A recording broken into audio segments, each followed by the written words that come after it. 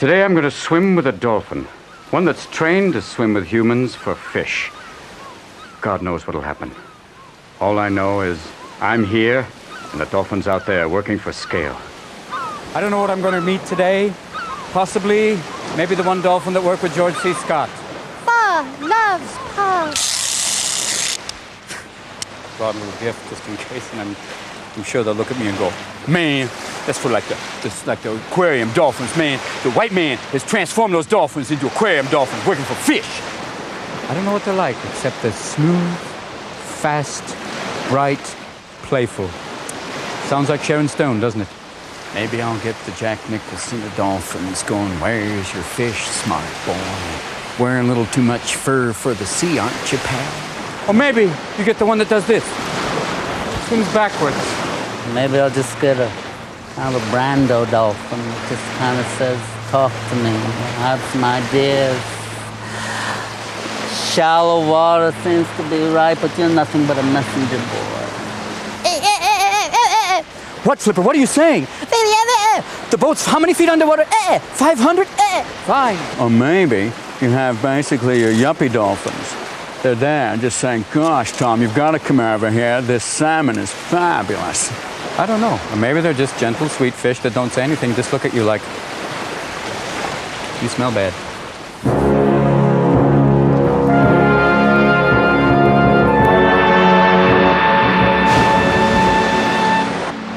They're here. Showtime.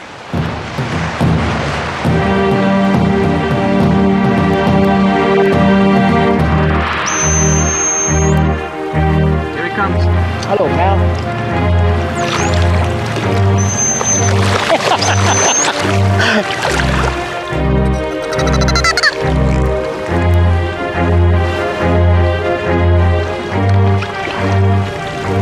Oh, your first time here.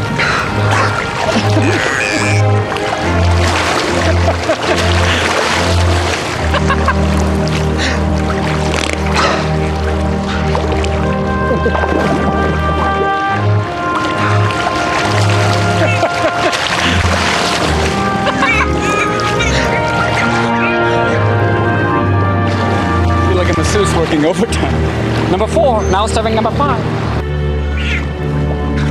Why are we so enchanted by these strange creatures? Thank you. You never forget your first encounter with a dolphin. Their amazing, sleek, smooth shape. But most of all, the look in their eye and that extraordinary smile on an almost human face.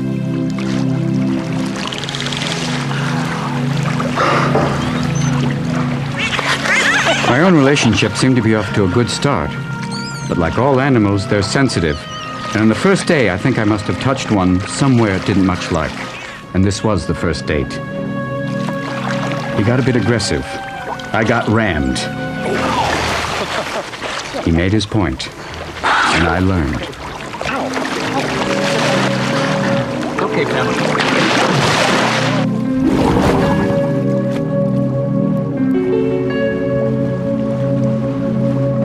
It was amazing. They're so amazingly playful, and I guess I'm one of the only human beings on the planet who can piss off a dolphin.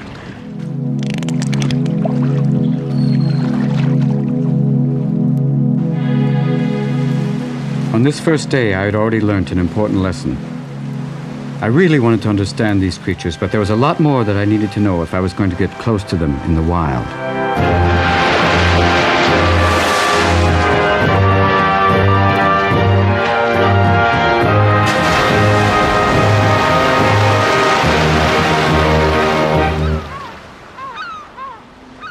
My journey takes me now to tropical Hawaii.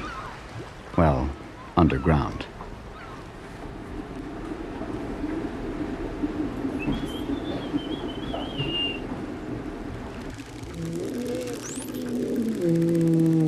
Here in this facility on the island of Oahu, Dr. Ken Martin is studying bottlenose dolphins. Robin, how are you? welcome to the Earth Trust Lab. You'll be able to see the dolphins very close here. The dolphins often come and actually see what we're doing. So they're observing you too? That's right. You set up an experiment and they're all here observing the primates doing an experiment. They're probably making their notes on us. It's amazing. Sometimes they even come and knock on the window to get the human's attention. Yes. Mutual observation. Well, there's definitely someone in there, and that's what we're studying. Ken Martin has an underwater sound system that enables him to listen to the dolphins. You want to listen to them? Sure. And you want to talk to them?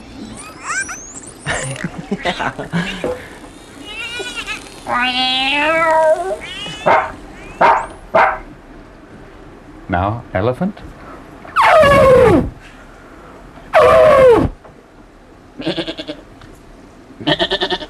Actually, one of the dolphins makes a sound just like that. Really? Sheep sound, yeah. That's him right there. He went, don't dig you, man. Really a bad Yeah. sheep. Dolphins communicate with each other by using pulses of sound. And I tried just about every sound I knew to attract their attention, but they weren't interested. They were the worst audience that I've ever had. Chucky Stewart coming around again, it's the Bottlenose Derby. Well, maybe not as bad as that Japanese bar mitzvah.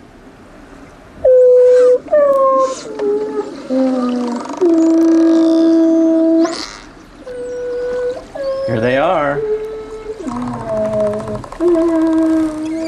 So it's the high notes that interest them. I found out that dolphins communicate using high frequencies, much higher than the human voice, and that their conversations are rapid, 10 times as fast as ours. I want to say that life is like a box of chocolates. We can turn you up faster. Right now,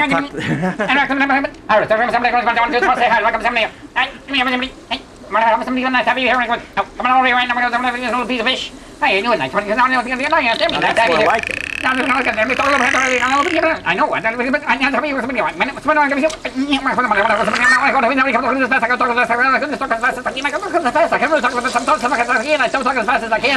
know to you it sounds a lot like this. I'm talking as fast as I can. I'm talking as fast as I can. Okay, I bored her again. I tried. Wow. That's getting there. They're probably saying, Yeah, oh, they're probably God, he going- still talks pretty damn slow. Aquatically challenged. Well, they're not like us, and they can't see with sonar. Aquatically handicapped. Yeah, please help. Yeah, I see them up there, and they have their little cars, and they go fast. Ooh. And they see them come in the water, and they have their little fins. Ooh. But they can't click. They can't fish. Oh, they scare me. Dr. Martin has discovered that dolphins have a strong sense of who they are. In science, this self-awareness is tested by showing an animal its own reflection in a mirror. Most animals attack a mirror because they think that the image that they see is another animal. But dolphins seem to have a sense of awareness that that is their own reflection that they're looking at. Can you turn the lights out, please? Okay, now it's a perfect mirror for them. They can't see in here at all. The dolphins seem to gaze at themselves just like we do in the bathroom mirror. It's as if they're saying, am I putting on weight? Maybe I should cut back on the mackerel. Recognizing yourself in the mirror may seem pretty straightforward, but only a few animals are capable of this. In fact, only highly evolved creatures like the great apes and humans are self-aware. Dolphins seem to have a very strong sense of their own individuality. Perhaps they have a consciousness, or maybe even a sense of humor.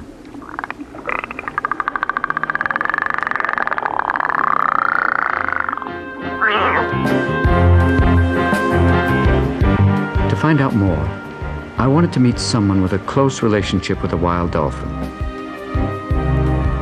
I've heard that on the Turks and Caicos Islands, east of Cuba, there's a wild dolphin that seems to like human companionship, and one human in particular. This is the home of Dean Bernal, a marine biologist who has got to know a very special bottlenose dolphin named Jojo. Yeah, Lisa, this is Dean. I wanted to find out if you've seen Jojo around today there anywhere. Yeah, we'll probably come down and take a look, probably about 20 minutes or so. The place is a shrine to the study of Jojo the dolphin. Yeah, we'll be down there. All right, I was standing by on 6-8. A sample of fish the dolphin regurgitated. Hey, Robin, you want to go down and take a look, see if Jojo's there? Let's do it. Okay, great. What was it like the first time you went? Scary. I heard all sorts of stories about him attacking people and biting people. But you know what really happened after I got to know him? I realized he never attacked anybody. He only defended himself when people went after him. Wow. Yeah, I tell you, Robin. Apparently, Jojo likes Dean to meet his girlfriends. Sometimes he'll show off his girlfriends. He'll bring them over. And then if you swim next to him, he gets jealous and he pushes you away. Really? And then he pushes them away. Man. She's got a dynamite signature. You know nothing about her.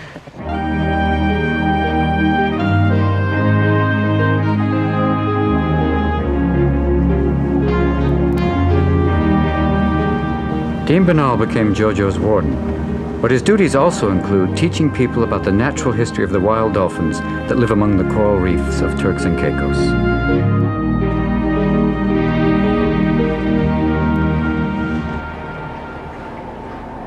I traveled in the Aquanaut, a special boat for viewing the coral gardens. It's a trimaran and the central hull is a viewing chamber. I felt like Captain Nemo, traveling in a giant glass hot dog. Turtle. It's coming now. Look, there he goes. It's an ancient turtle pursued by remora fish coming to check out the furry Caucasian comedian. And here's another reef species, Dean Bernal.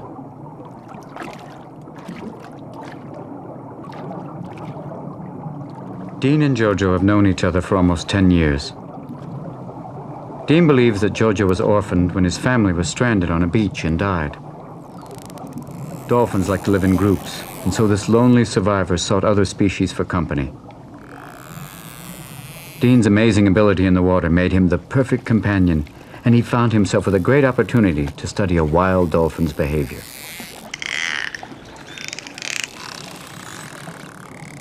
Dean is starting to recognize the clicks and whistles and can tell whether Jojo's sonar has located something edible, inedible, or something to play with.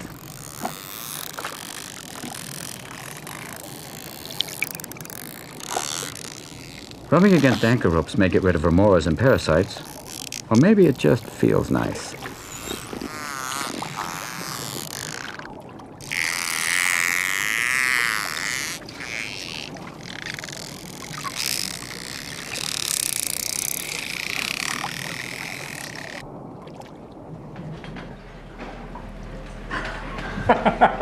Now you know why the dolphin plays.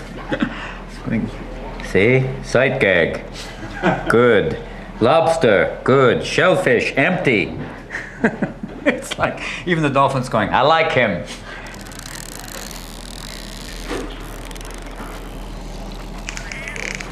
The fact that he can hold his breath for about 4 minutes, I think, to a dolphin is like, I like that. I mean, he must not seem like a regular human to them. And they obviously have a physical comedy. They're playing off of that. I mean, when he does a barrel roll and then Jojo does a barrel roll, they're playing together like they're watching. It's like a group of kids. And sharing things like kids. It's like what he's sharing. He brings things to the dolphin like chains, and the dolphin brings things like his lobster jewelry. They're like sharing toys.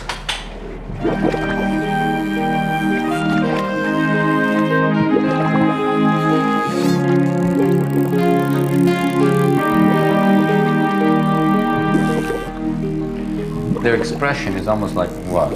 Hey, come on. It's that kind of, if you want to put a word to it, what? Hey, hey. It kind of goes up and then a little down and back up, like, I've been around 30 million years. I like you guys, you're wild. I'm a dolphin, I'm a mammal. We're party mammals. I think Jojo and Dean are like party mammals.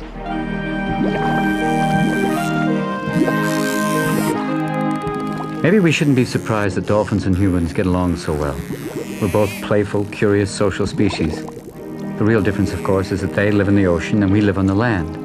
Although, as we shall see, it hasn't always been this way.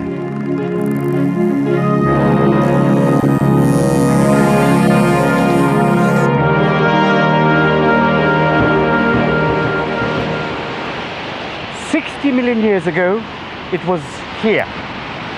Or maybe it was here, or someplace very much like here, that an evolutionary choice was made.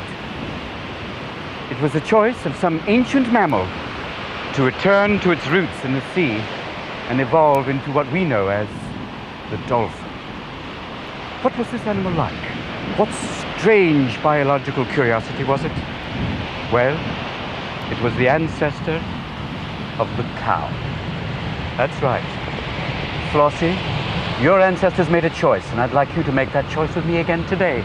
Because it's time to play You Bet Your Species! Come on down! We're going in, we're going to lose the hooves and the horns and get a blowhole and fins. Your choices are stay on the land and have your teeth sucked by a metal machine, or return to the open ocean. Yes, I see there's doubts, but look at the good side. You won't end up at McDonald's. Aaron, look, it's warm. You'll swim free. You'll be able to breach and jump. Okay, let's think about this again. You're right. That's why it takes 60 million years. It doesn't happen in one day. It takes a while. Maybe, you put a hoof forward one day. Another day, a hoof. Let's do it inch at a time. Cows really are the distant cousin to dolphins and whales. Ooh. They found fossils of a missing link with hooves on its flippers. You'll lose the horns. That's the only giveaway. And the hooves. All right, maybe Darwin was wrong. Stay, do what you want. It's your choice. But millions of years of evolution in a totally different environment have fashioned a much smarter mammal. Hey. One that can even be taught a human language. Dr. Herman is in the laboratory.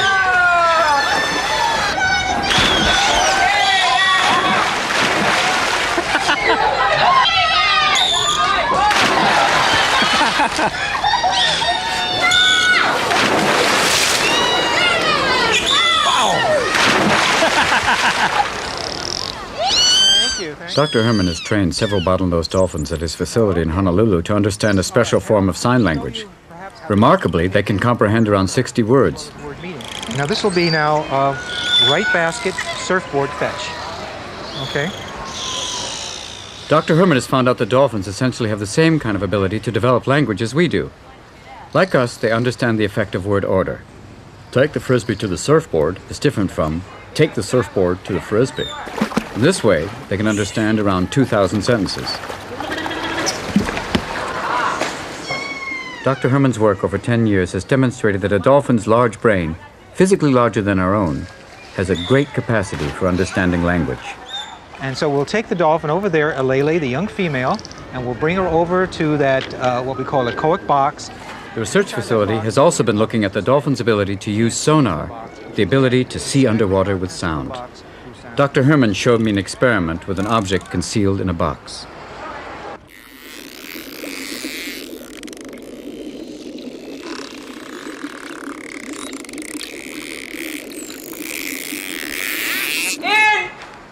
Two possible answers are displayed. The goggles are to prevent the dolphin seeing the researcher's eyes, where they might pick up a clue to the correct answer.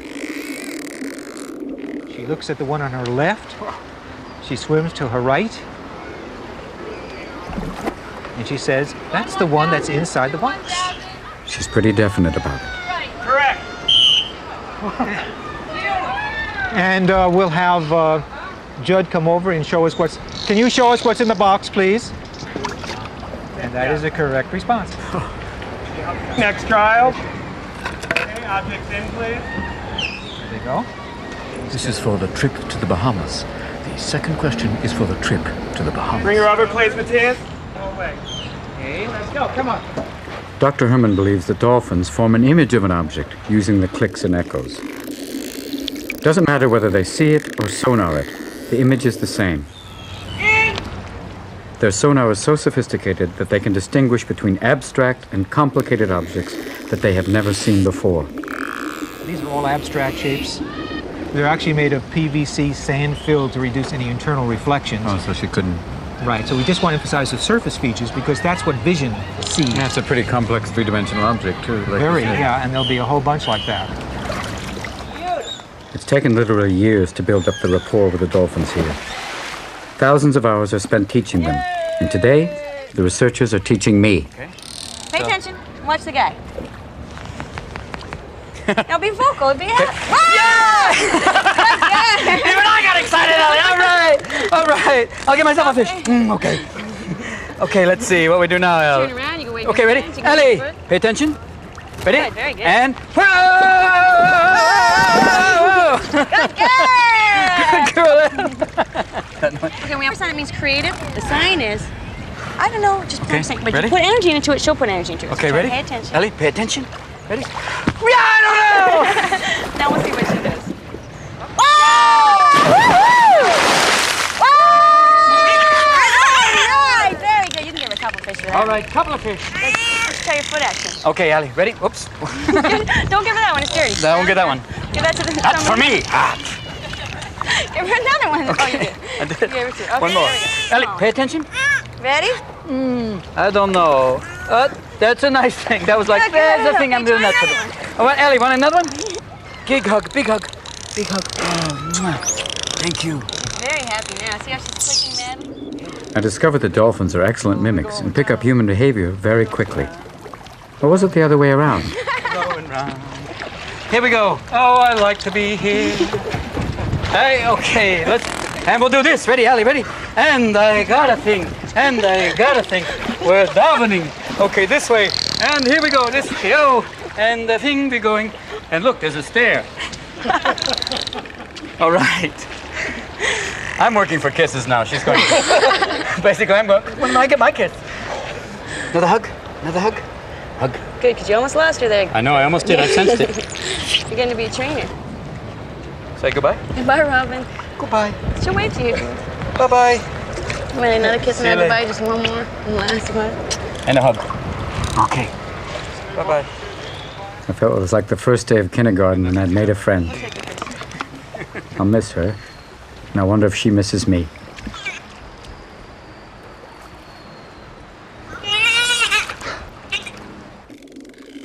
Ellie's in the first stages of her education, but some of the more advanced students can understand complex commands even when presented on a television screen. They can even understand me. Very few animals understand pictures or photographs. One day on a whim, Dr. Herman decided to set up a TV underwater. To his surprise, the very first time he showed them sign language on TV, they immediately understood it. No way.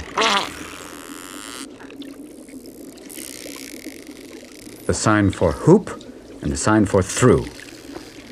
Okay, dude. Okay, I can go through the hoop.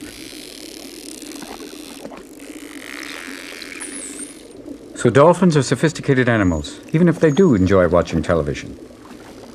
How is this intelligence useful to them in the wild?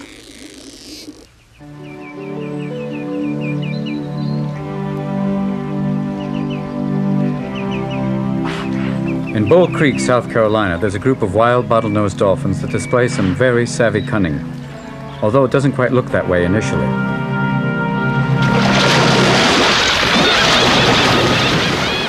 At first, it looks like they're in danger of beaching themselves. What they're really doing is feeding. These dolphins have found a novel way of catching fish. Working together, they push a school of mullet onto a beach. Their bow wave does much of the work.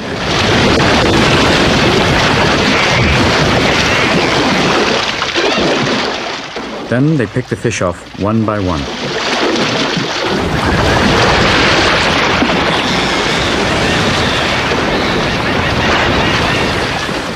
Dolphins are the only fully aquatic animals that have learned to feed on land. And for some reason, known only to themselves, they always slide back on their right sides.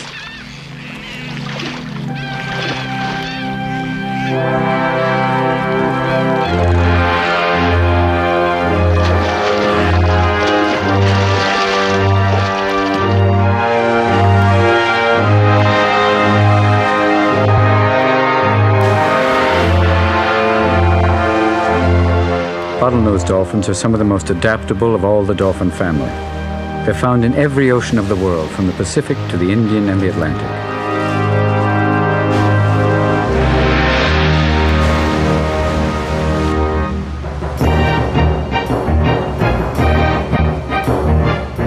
I'm in the Bahamas for a first-hand encounter with one of these bottlenose. I'm beginning to understand them a little better, and it's time to meet them on their own terms, out at sea, under the water.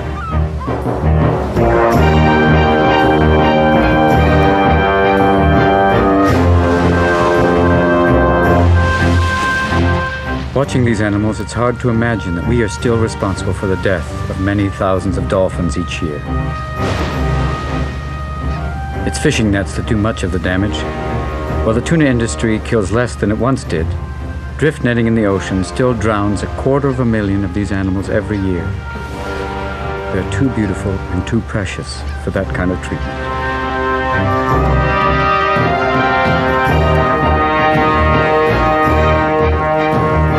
These bottlenose weigh over 500 pounds, but they've been trained to swim with divers in the open ocean. Even so, I can't help feeling a little nervous given what happened on our first date. As you see here, this is another pool. This is God's pool, and we're about to go in. So wish us luck, because there's dolphins and other things. We're hoping for the best. There they are. Big, fast, and waiting. Got a little bit of the pre-dive nerves. From time to time, I will check your pressure again, just to remember. This means can you put this? Okay, yeah, you pull that. Okay, that inflates. Yeah, that's my extra one in case first one breaks off. Okay, that goes up my ass. That's fine. Okay. Oh, God, help me. This isn't worth it. But it is. No, it isn't.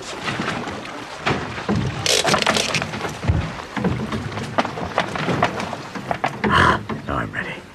Let's do it.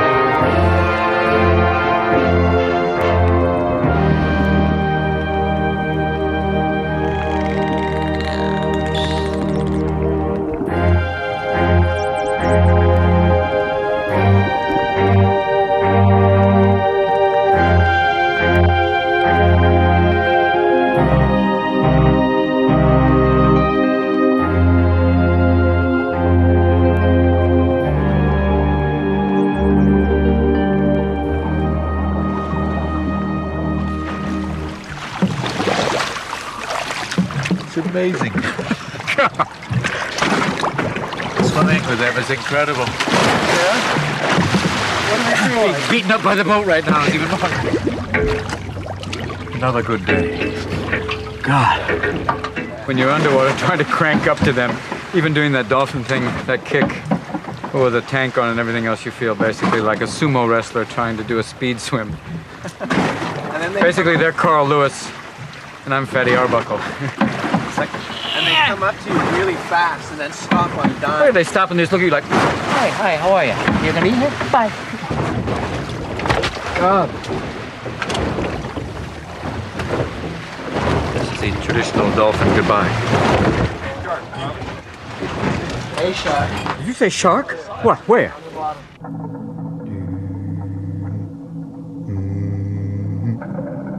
He's actually humming to himself. Ding, ding, ding, ding, ding, ding, ding, ding, ding, ding, ding, ding, ding. Can't believe it. They are the soundtrack. I was glad the sharks hadn't turned up a few minutes earlier when I was actually in the water. It was a timely reminder of the dangers of the deep, because that's where we're going to be on the next stage of our journey.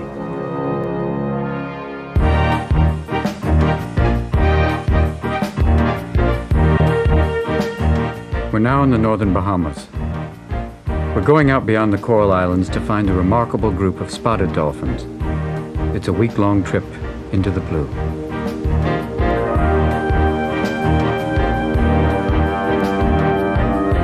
Our trusty captain, Dan Seamus, set the course using traditional nautical methods of feet.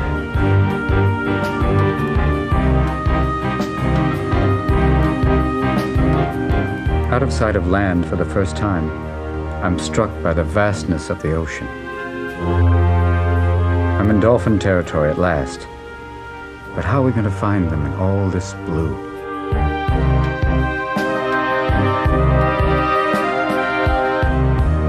If anyone knows where to find them, it's Denise Herzing. She's been studying spotted dolphins for 10 years. She has gotten to know 100 individuals, and she's given each one a name.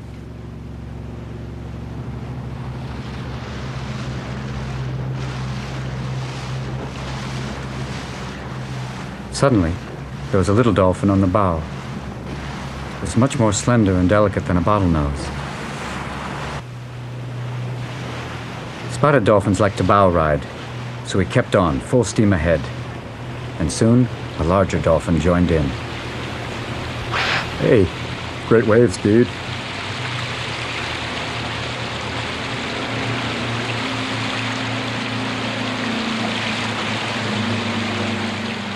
I felt like I could reach out and touch them. But no sooner had the dolphins appeared than they were gone. And there was nothing we could do about it. These were wild dolphins.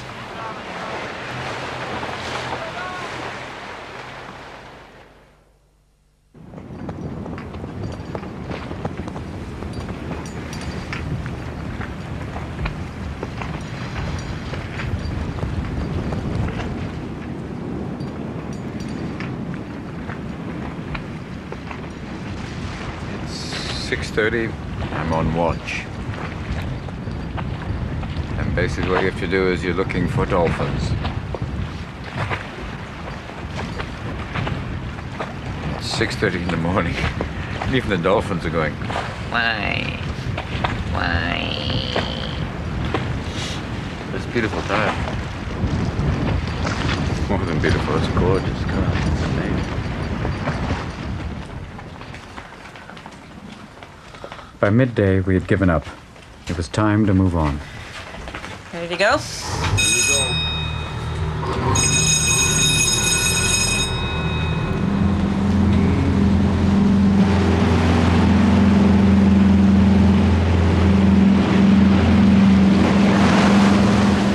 Suddenly, there were fins on the bow, and quite a few of them.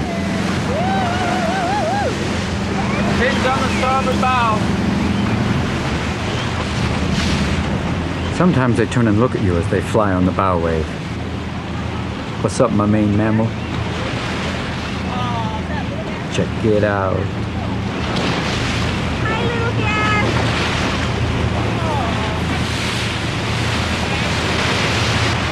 It's a male Polish and with one female. Barb is the female, and there's Stubby and Flash and Punchy and one other.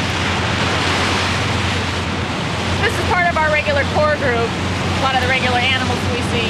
Some of these males have actually been associated for 10 years pretty heavily. So these are the spotted dolphins we're after. But will they stay?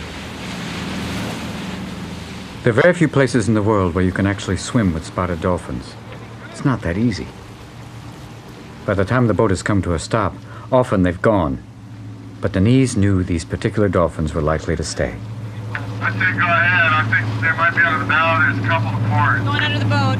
There's some off the port and our stern here too. Might want to go that side. So here goes. 40 miles from land, open sea, 50 feet of water. This is it. A wild encounter.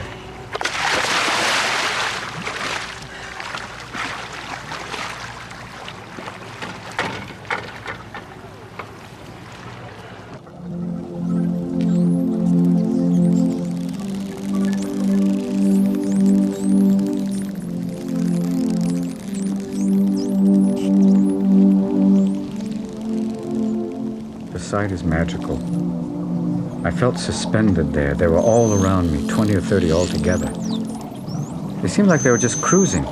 I tried to follow. I tried to swim with them, but it was too hard to keep up, even though they seemed to be going so slow.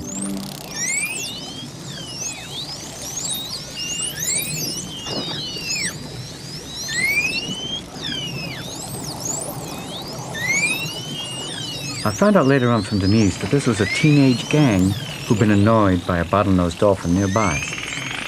Couldn't believe the noise of all the whistling and squawking. It was like they're in high school, you know, hanging out. Wow, man, check out the furry guy with the fins, man. Oh, wow.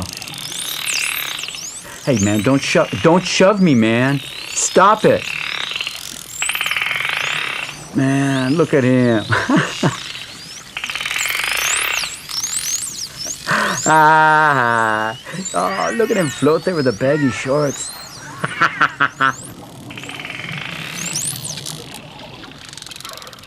Each of the dolphins in the group knows each other intimately. They spend their lives together, though alliances may change. I began to meet the members of the group that Denise knows so well. She distinguishes them by their different spot patterns and other markings. There's Katie, who has a scar above the eye, possibly a shark attack or a fight with another dolphin. This is Mel. He's a baby. You see, he develops his spots later. Here's Romeo. He's a grandfather. And that's Knuckles. But the dolphin I was to know best was Stubby, an older, darker male. He got his name from his chopped-off dorsal fin. Stubby, my kind of mammal. All the dolphins have a very special high-pitched whistle, like a call sign, often accompanied by a trail of bubbles. Apparently all dolphins have this signature whistle, the equivalent of a human name. They can do more than just say their own names. They can also imitate other dolphins' whistles and say, "Hey, Stubby." Dolphins are one of the few animals that can call each other by name.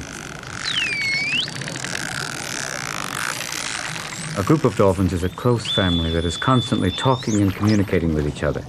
They have a language of whistles and pulses of sound, but no one has cracked the code yet.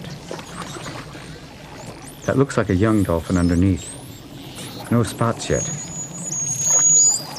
Bringing up the rear are two dark male dolphins, maybe to protect the youngsters. They could be 30 years old.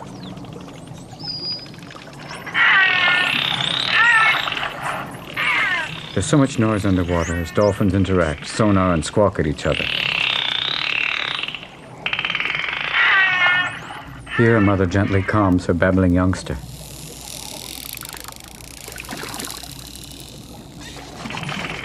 I watched a dolphin rounding up two kids. Dolphins often babysit for each other. The babysitters can be male or female.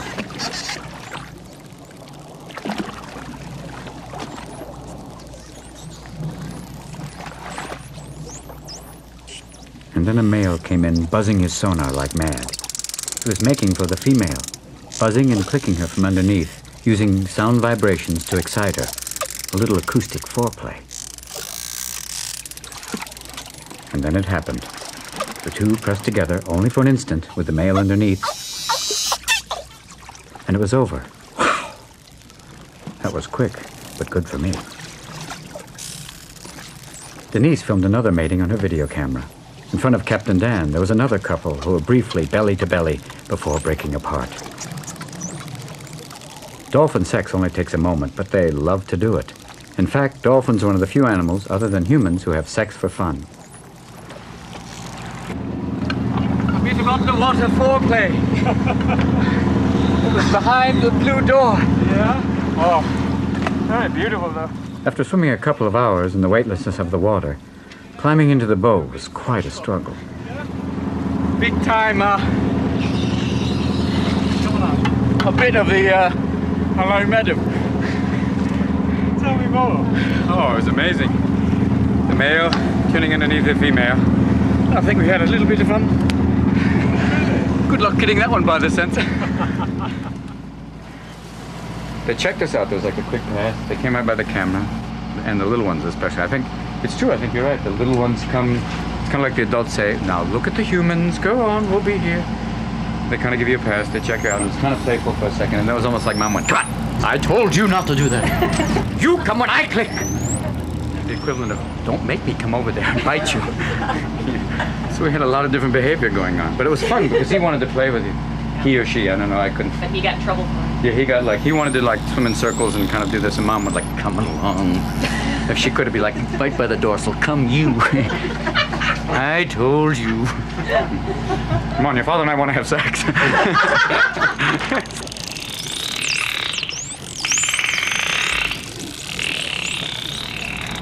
It's like this, they swim over top of each other, so a little bit of kind of circular stuff, and kind of, hey, how are you?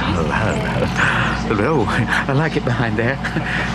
If you can get me right here by the dorsal is my aquataneous zone. And all of a sudden it was just like, boom, turned over, and all of a sudden it was like, literally like this. It was like, hey, thank you, bye. Good night. And it was like, is that it? And it may have happened, I don't know. We're far enough away, and they're going like, yeah, that should hold the humans for a while. Denise Hersing has also studied the dolphin's unique use of sound to get food. Here's one of her videotapes showing dolphins looking for fish like flounders and small razorfish buried in the sand. The noise that sounds like an electric razor is actually the whining and clicking sonar that may not only locate the fish, but may be so loud as to stun them too.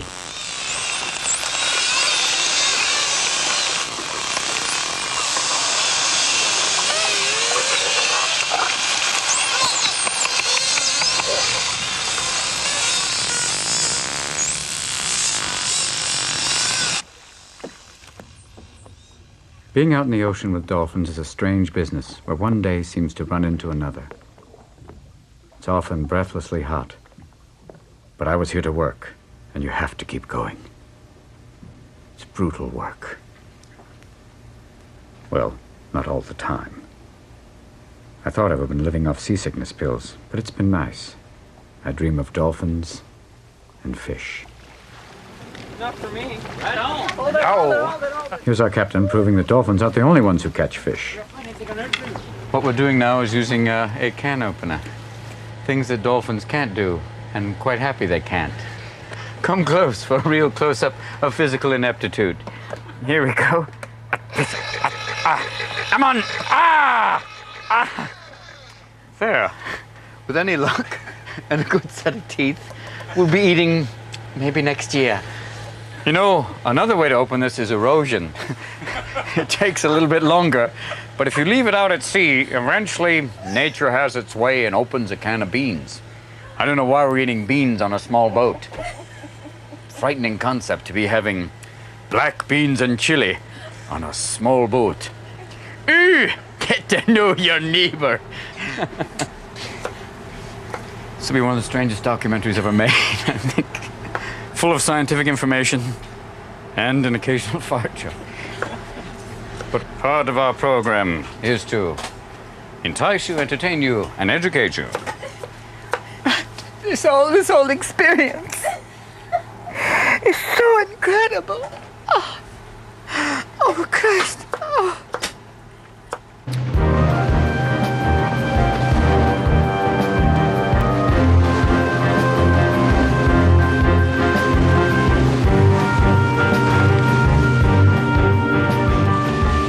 Over the days, we had several encounters, but there was still one thing I wanted to do. Find the wise old dolphin called Stubby. I was really hoping he'd reappear. And in the 11th hour, I got my wish. It was the Stub Man. Stubby? The older boy, Stubby. Stubby's the one with the chopped off dorsal fin. He's right near us right now. He just pulled away. Right there. Right there, he just came up. Going down. He's coming up. Right now. Hi, Stubby. Now, people think Stubby refers to something, and Stubby says that's just a fin. Everything else is fully intact. Catch my drift? After a while, they peeled elegantly off the bow like blue angels, and they just waited for us.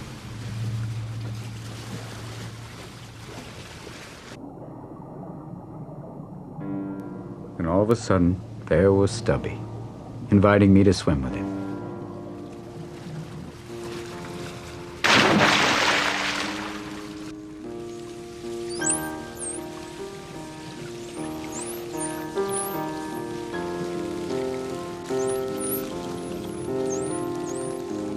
I tried some tricks. Sometimes he swam with me, and sometimes I swam with him. And sometimes we just swam eye to eye, mutually curious.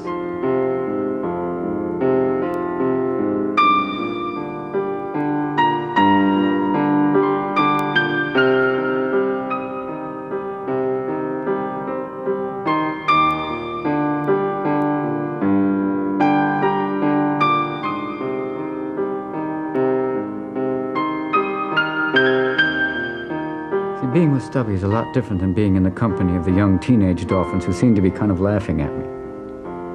It was like being in the presence of someone wise, someone who's seen years of life in the ocean, a lot of hard times and good times, and survived it all. Another intelligence.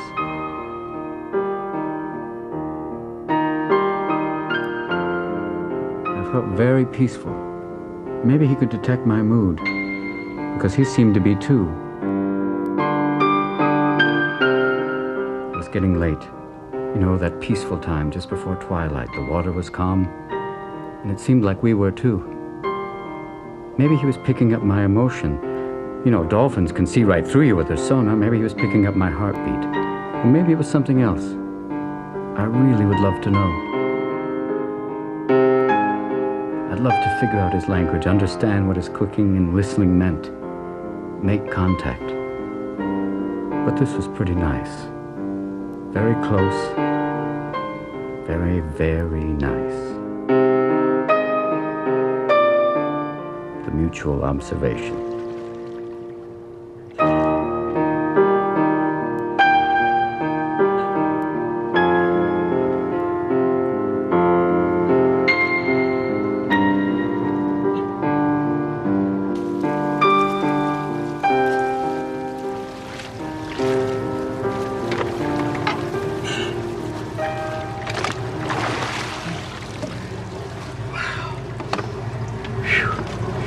Me and Stubby bonded.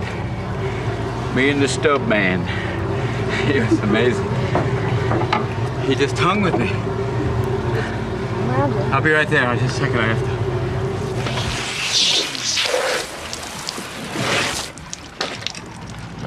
to. The weird thing is the earlier encounter with the little dolphin reminded me of playing with Cody.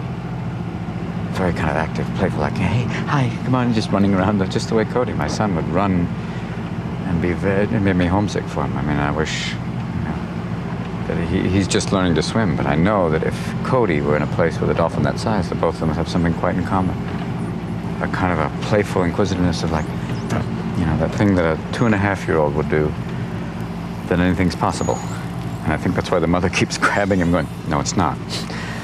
No, come here. You don't know all the rules yet. No. Now, Stubby's like, yeah, hey, I know these people. I've swum with them before. I presented myself to them. But with the little ones, it's much more kind of it's like a child's energy. It made me like think of Cody immediately. It's just, it's that energy that he has at 6 o'clock in the morning when I have none.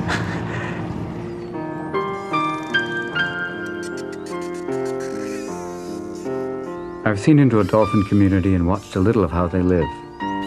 They're highly social animals with intimate friendships and alliances. They appear to have a language and an intelligence all their own. They even have their own names.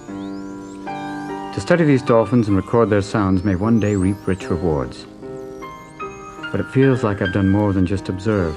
In some strange way, I feel that for a moment with Stubby, I communicated with an animal who chose to make contact. If we're really interested in learning to make contact with an alien intelligence, maybe we don't have to look to the edge of the galaxy to find them. They're right here, right on our doorstep, waiting where we came from. That's what makes it interesting. I'm trying to make that connection. So they're like, you know,